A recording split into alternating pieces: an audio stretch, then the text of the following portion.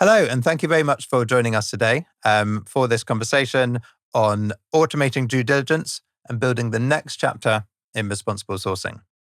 I'm here with Kevin Franklin, CEO of EiQ and a leading subject matter expert in this area. So at EiQ, our vision is for highly automated due diligence programs driven by AI, driven by technology, and really delivering greater efficiency, more effectiveness, and a lot more proactiveness as well, and helping to deliver total supply chain confidence. So, Kevin, this isn't the first conversation that we've had on this topic, and it certainly won't be the last. But I'm really interested today to hear really what's changed since we last spoke about this, what's new, where are we at this point in time, and what's coming around the corner, as well as a little bit further out as well. But before we get there, just to set the scene, what do we mean by automated due diligence?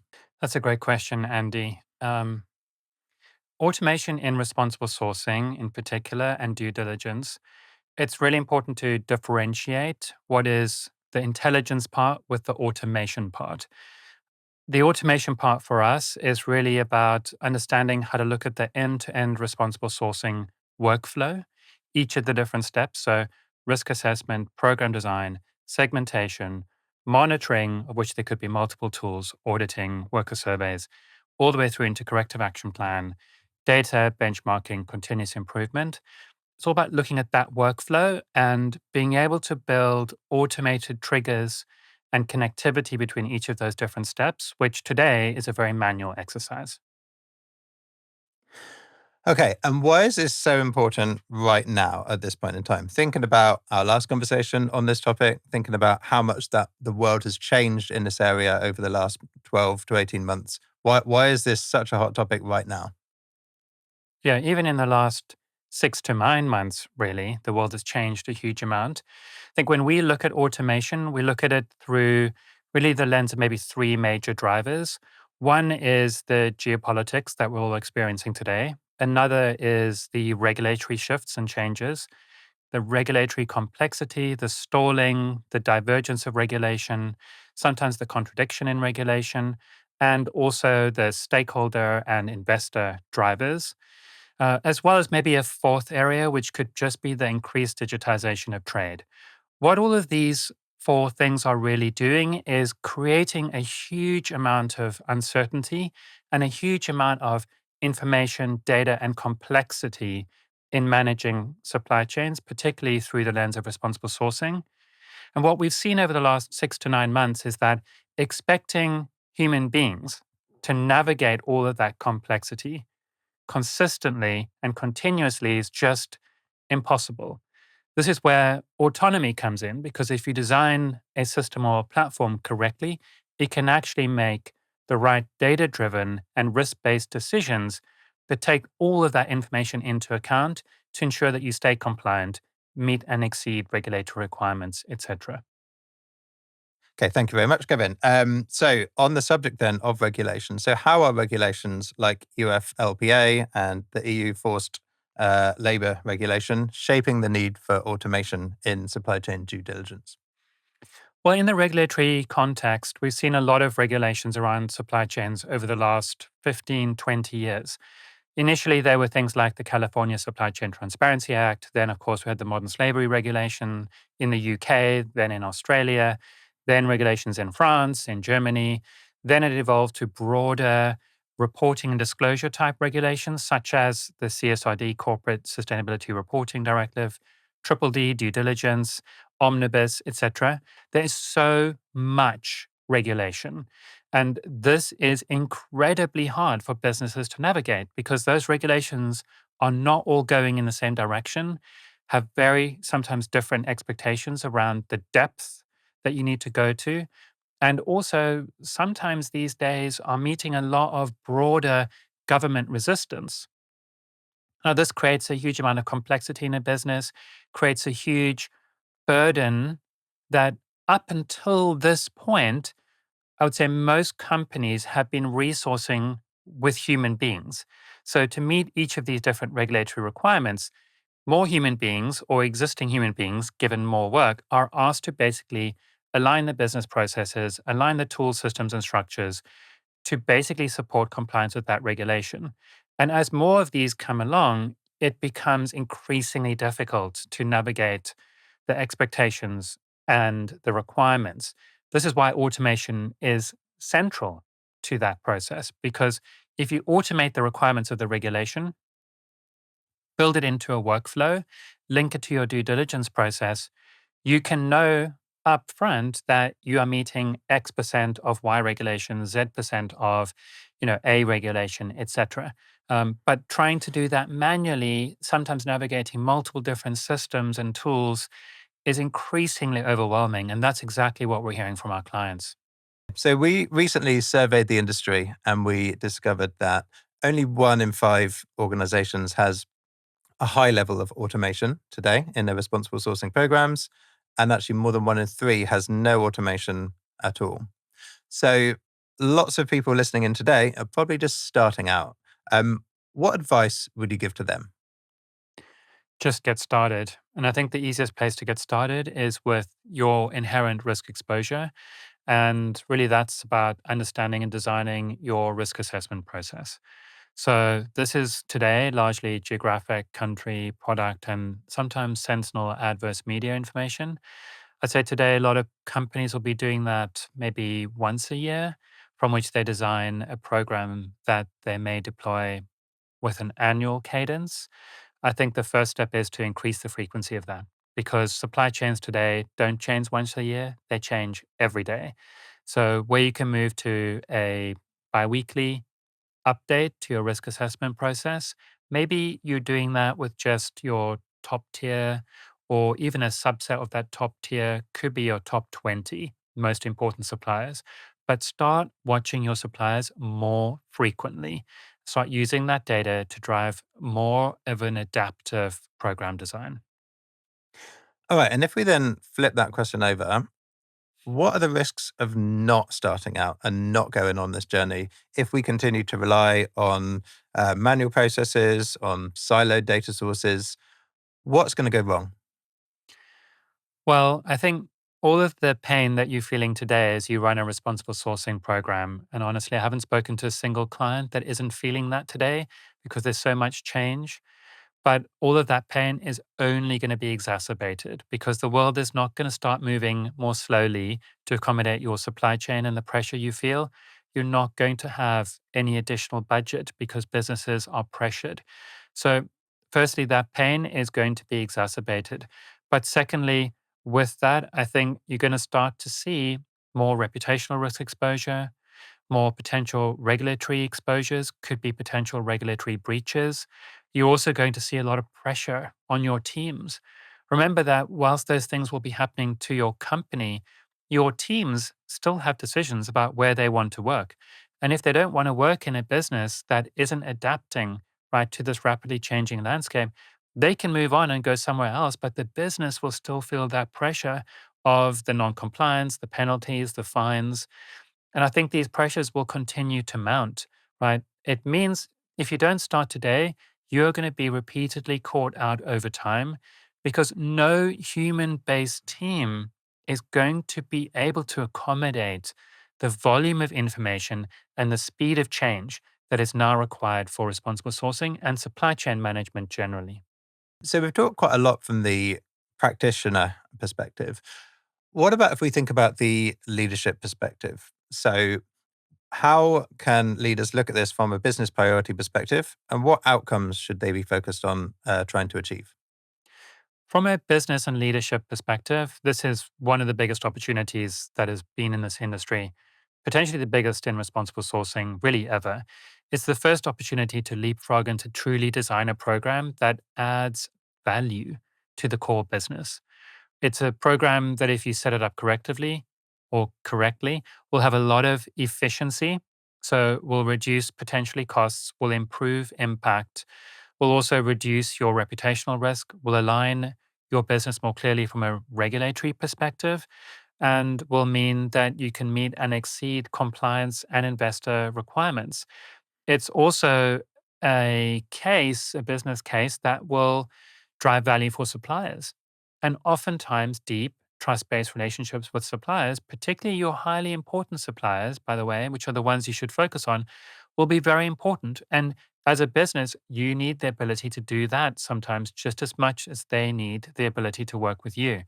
And doing an autonomous responsible sourcing program can support that because it means when the suppliers engage, they get a lot more for their time. They get to share audits, they get to learn proactively, they get to be part of a healing process and a system that is adapting and evolving.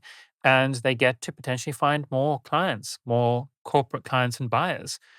So I think for a leader in our industry, this is the biggest opportunity that we've seen in the last few decades. Okay, so moving away from the human element and let's dig now into the data. So what type of data is in scope, or what type of data is the most important data to be thinking about when we're trying to start automating? Is it the basic supplier data? Is it going into audit data and assessment data? Is it adverse media, or is it all of that and more? From a data perspective, I would say you start with the geographic risk data, the product risk data, and the adverse media data. The reason for that is because it's easy, it's accessible, and at least adverse media is changing every day. Even though in EiQ we're updating every 2 weeks today, we will update more and more frequently moving forward. But that is a data set that you can implement with very low barriers to execution. And that's why I would say start there. This next step too, right? You're connecting it to your monitoring activities. That could be audits, it could be surveys, worker surveys, it could be grievance mechanism data, it could also be self-assessment questionnaires. That's your next big step. And that gives you probably even more of a real-time cadence of what's going on because typically audits could be coming in on a daily basis, depending on how big your supplier base is. After you've done step 1 and 2, so tweaking and going more real time with the inherent risk, then integrating your monitoring data, step 2. Step 3 is where things start to get very interesting because this is where we're now doing things like linking buying data, linking data that might be in your central procurement systems straight to EiQ for a real time feed of changes that are being made to your supply base. And those changes are typically much more business centric changes. So, could be we've onboarded a new supplier. Let's have that flow straight into the process of automation. It could be that we've changed our spend with a supplier. Let's have that connect to our inherent risk exposure to upgrade or downgrade a supplier from a prioritization perspective. So that's step 3, which is really about linking it to buying decisions and day to day buying cadences, platforms with API connectivity. And step 4 is actually where we start to bring in wider, broader geopolitical and external data. That may come in instead of step 3, but when we do that, irrespective of whether it's step 3 or 4, what we'll be adding is GDP data, national and economic growth rates, tariff information, um, general information around buying and purchasing decisions in countries. And some of this data will be changing almost real time, kind of like a stock ticker that you might all watch today for other reasons, right?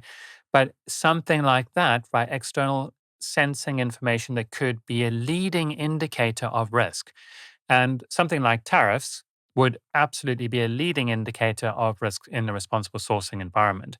Because if we have a tariff being imposed in a country, it will potentially change manufacturing outcomes in a very short timeline.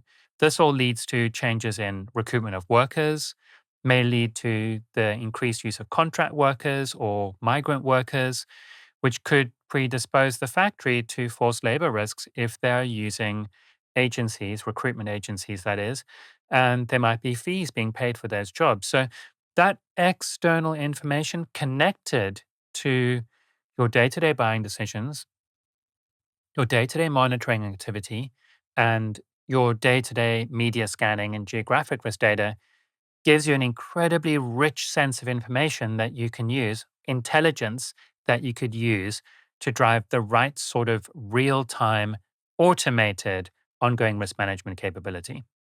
So, how important is integration here? And thinking about the tool landscape, the platform landscape that some big enterprises might exist in? How important is data integration with, for example, ERP or procurement platforms? And how does that work? What's the nuts and bolts of good data integration? Data integration is critical. It's more and more important, and we see more and more clients asking for it. It's a very good question because traditionally, people would load in supply chain information and often manage responsible sourcing on its own. But what we're seeing today is multiple clients will often have multiple systems.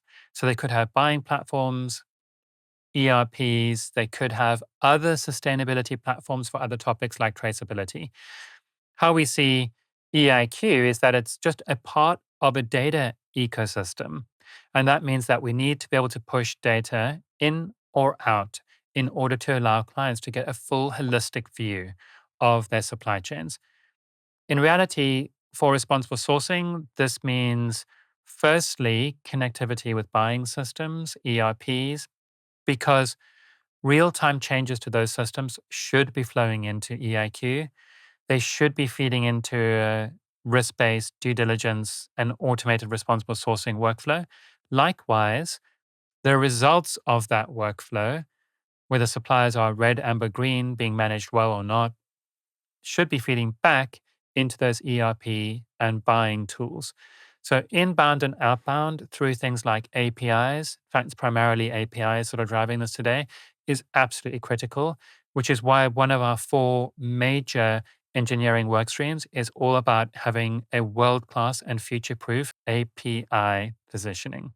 Broadening it out a little bit and thinking about maybe the management or the leadership perspective as well. How should leaders think about this area in terms of business priorities, and what outcomes should they be looking for? Firstly, they should think of it as a huge opportunity. I look at it as a huge opportunity. I look at it as kind of an existential necessity for the industry. The reality is that responsible sourcing was built as an industry based on certain risks that manifested in the 1990s through the media environments. And as an industry, it's still dominated by auditing. As an industry, it is still largely built on a template of 1990s risk management capability. But we now live in a world with hyper levels of intelligence and information. And the responsible sourcing tools we have today are just not fast enough. That presents a lot of risk and a lot of exposure for our clients, our business leaders. So they should be looking at it, one, as a massive opportunity to close that gap. Close the gap of we had a really old fashioned system. Let's step up to what the world demands of us today. Now, within that stepping up space, there are a lot of other very clear business drivers, right? One of them is about reputational risk management, clearly. I think that one speaks very easily to most of our clients because we see a lot of reputational risk issues in the media every day, affecting companies in food, consumer goods, electronics, retail, apparel. Another one of them is about operational efficiency, which is about cost savings. This is something that every business is 100% focused on right now. Cost savings, EBITDA, it's a central narrative that businesses must lean into. And with the move to automation and responsible sourcing, as I said, even if we keep our teams the same size, the impact of those teams will be much greater in their ability to protect the business. So this means we can save time on emails, manual follow-ups with suppliers. My view is that probably for every audit that gets done, maybe there's 2, 3, 4 days of wasted time going backwards and forwards with suppliers, scheduling, coordinating, following up, arranging payments, then handling corrective action plans. A lot of that can go away if you've got a well-structured system driving automation. So that's step or part two, right? It's reputational risk management, it's operational efficiencies. I think in addition to those, we've got the clear opportunity of value creation.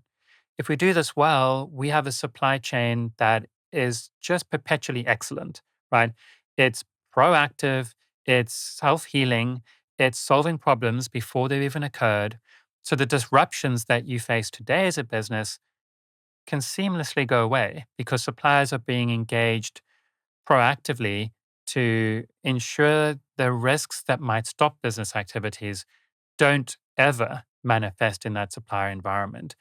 And that creates value not just for corporate clients, but also for vendors, which is really important, and for the suppliers themselves. And we really need to have suppliers engaged through an incentive mechanism in responsible sourcing rather than just a compliance one. And this will certainly facilitate that sort of outcome. All right. So we've got all of this data, we've got our priorities set. Now, how do we assemble this and how does it all fit into a step-by-step autonomous responsible sourcing workflow? Yeah, great question, Andy. That's the perfect question, actually. So typically, when we look at responsible sourcing today, we think of it in terms of risk assessment, program design, segmentation, monitoring, potentially capacity building, corrective action planning, and then the feedback loop right through data collection, benchmarking, and reporting.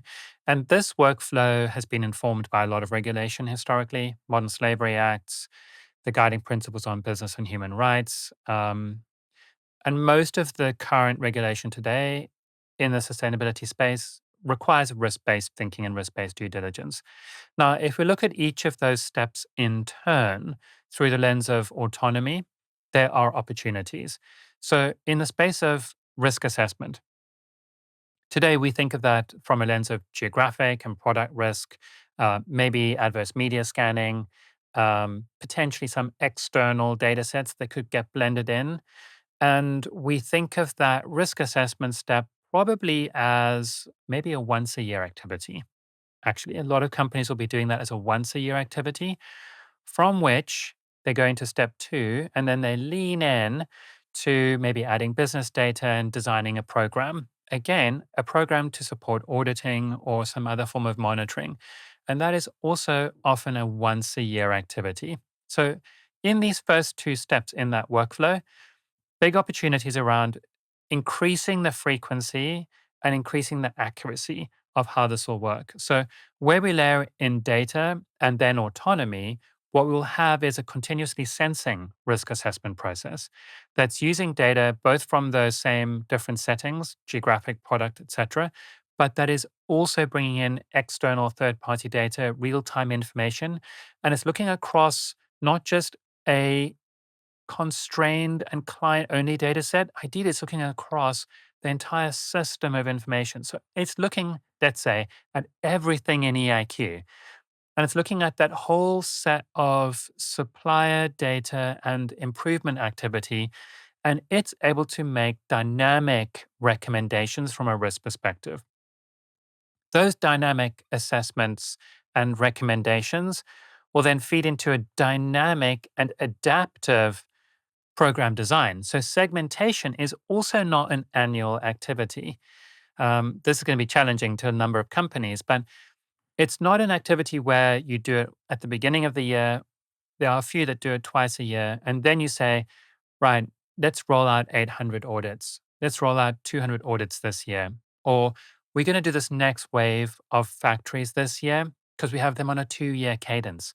The reality is that is not the operating landscape today. It's not oh, the world will wait 2 years whilst you decide to come back for your next audit. No, risks are happening and changing every day. So, this next step of dynamic, adaptive program design is absolutely critical.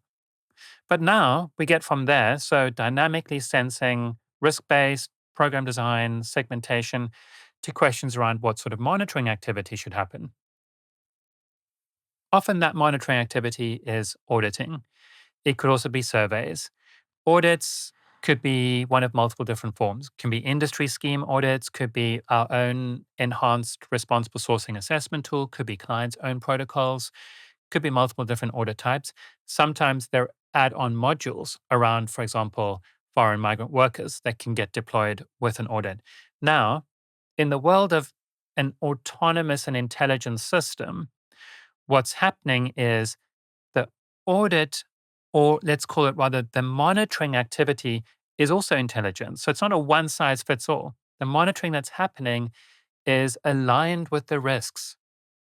And that means that specific questionnaires or specific audit protocols are being deployed. Could be a standard order protocol, could also be one with a new module around foreign migrant workers, or could actually just be a worker survey, right? What's being deployed is being deployed to ideally get insight into the risk and to support you to manage the risk more effectively.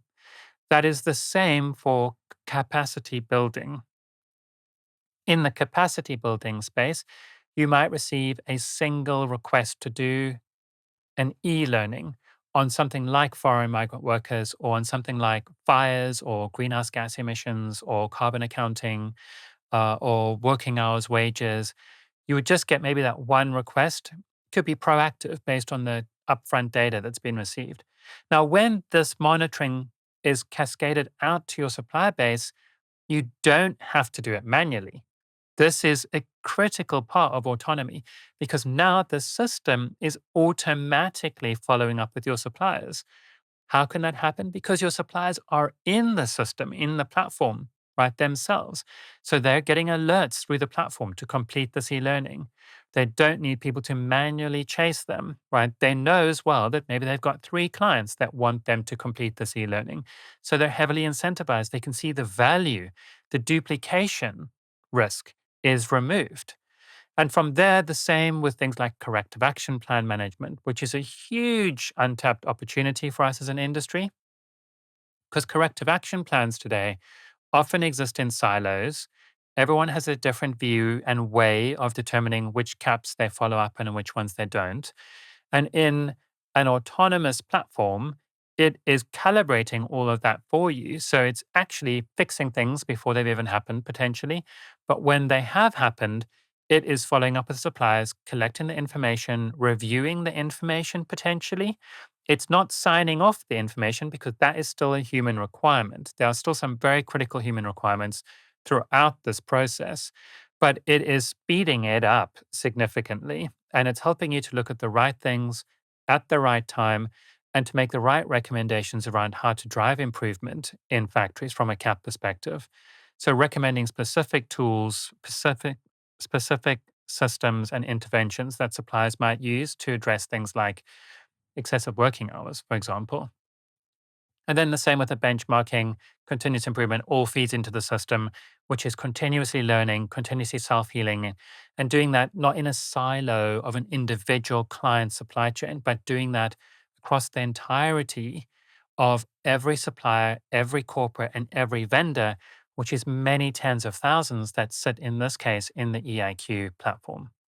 All right. So back to the human element again. So when we surveyed the industry, we found that the number one priority for sustainability and supply chain professionals is exactly this, is automation and AI.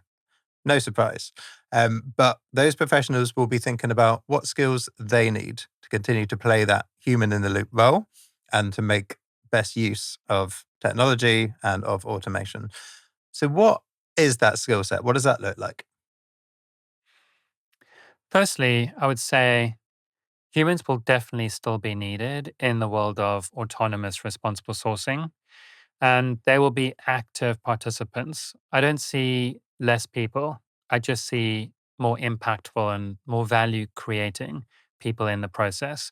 So, the first area where humans will absolutely be needed is decision making. And they'll be needed in the calibration of platforms.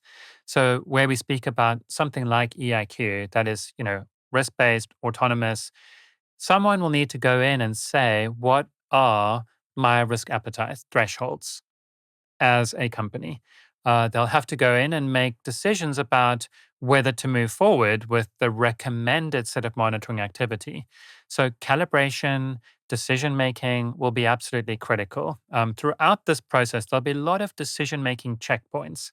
So, instead of having to manually assemble data to be able to reach a decision, something else will run the process, assemble the data, and then you'll receive the data in order to make the decision. So step one is going to be, or part one will be the decision making, but also linked to that will be stakeholder engagement. This is going to be very important because as you are able to make decisions, leveraging more data, you'll also need to take your internal stakeholders with you.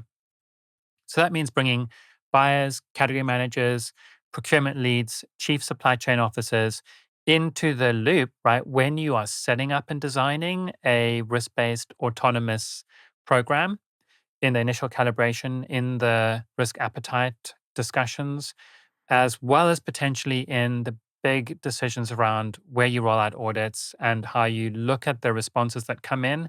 So each of the different stages will have checkpoints for decision making and stakeholder engagement. And you'll also be able to, and this will be really important with the lens of stakeholder engagement, lean into buyers, working with your buyers, making sure that they're aligned and that you're on the same page when it comes to incentivizing responsible sourcing program design. Now, next to buyers will be suppliers. You'll have to really lean in and work with suppliers to incentivize them better to also align with your objectives. So that's another really important set and shouldn't be underestimated because there's a lot more time we should be spending engaging internally and engaging externally with buyers and suppliers accordingly, as well as clearly other stakeholders like vendors. So, those are two really big sets of activities. We should certainly be upskilling our teams to do more of that and to do it more effectively, really leveraging the deep human intelligence that we've kind of put aside as we've really gotten all immersed in the email experience of our lives. Thirdly, I would say there's still going to be a need for verification. Verification is going to be very important, even though we may have overall, less on the ground verification. The verification that does happen is going to need to be really good, deep, and thorough. So that will be a critical part of the process as well. And maybe just fourthly, although it's a little similar to the decision making, is the calibration. The calibration of your responsible sourcing program to align with your business needs and expectations. And that means also understanding their business strategy and making sure that responsible sourcing plays a valuable part in that business strategy discussion. So thinking about supplier engagement and collaboration, and then specifically the corrective action plan management process, what can automation do specifically for this area? So let's talk about the collaboration part of that and then flow into CAP. Today, a supplier will probably still be being audited multiple times and potentially against multiple different audit standards. Could be an industry standard, client's own protocol, or our own enhanced responsible sourcing assessment, or maybe one of many others. So there could still be today multiple audits that are being conducted for an individual supplier. As we lean into answering your question, the first step is to harmonize all of that information into one common framework. So we already have a process called equivalency that will do that harmonization exercise. Irrespective of the audit, it all goes into a common, consistent data structure that can be linked to a client's own grading and rating, and therefore help to focus on the priority areas for CAP, for corrective action plans that are relevant both to the end client and also for the supplier. So that's part one. Part two would be the cap itself. Now, today, caps are typically designed potentially by an auditor or by a client, or perhaps there's a dedicated cap manager, which means a single human in the loop helping to structure the nature of that cap. Moving forward, if we have an autonomous and intelligent platform, could be EiQ, supporting this process, what it will be doing is actually leveraging all of the best practices and all of the learning that it's gotten from the tens of thousands of other CAPs that are being conducted in that country for that issue and potentially in that same sector. Maybe from another sector as well, by the way, where there's an ability to cross learn. But it's not a single human making a single decision about the structure of a cap. This is one that's based on real world data that we've seen to be effective. So caps can then become a lot more focused and a lot more ground truthed. A very good example of a cap we all see a lot is one that might relate to excessive working hours. A lot of factories will have excessive working hour issues. And often, this, from a CAP perspective, then leads to things like time recording systems, requests sometimes to hire additional workers or maybe to structure a third shift, etc. Now, in the world of an autonomous and intelligent CAP process, it will give you very specific guidance on maybe what sorts of time recording tools to use, what time of the year they're going to be needed. And it will also give you, as a supplier, potentially some ROI, return on investment information to support that decision. So, what it's giving you is much more concise and actionable information that really incentivizes long term use and traction and long term remediation of that cap. Often today, we see caps recurring over and over again because the first set of things that might be human led from a decision making perspective can easily get resolved. Boxes get ticked, evidence gets uploaded into a system or provided via email. But there's no real incentive to keep doing those because they aren't really the right things for the supplier long term.